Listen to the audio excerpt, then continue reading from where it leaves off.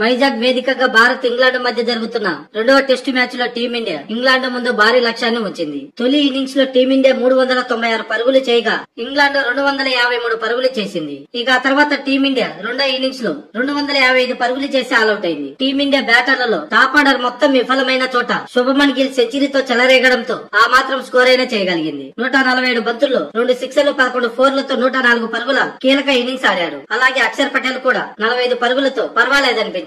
దీంతో రెండో ఇన్నింగ్స్ లో 255 పరుగులు చేసిన టీమిండియా ఇంగ్లాండ్ ముందు 399 పరుగుల టార్గెట్ ను వచ్చింది. ఇక ఆ లక్ష్యాన్ని ఛేదించే క్రమంలో ఇంగ్లాండ్ 50 పరుగుల వద్ద తొలి వికెట్ ను కోల్పోయింది. మొత్తంగా మూడో రోజు ఆట ముగిసే సమయానికి ఒక వికెట్ నష్టానికి 67 పరుగులు చేసింది ఇంగ్లాండ్. క్రీజ్ లో జాక్ క్రాలే 29 పరుగులు, రెహన్ అహ్మద్ 9 పరుగులతో ఉన్నారు. ఇంకా ఇంగ్లాండ్ గెలవాలంటే 332 పరుగుల వెనకంజలో ఉంది.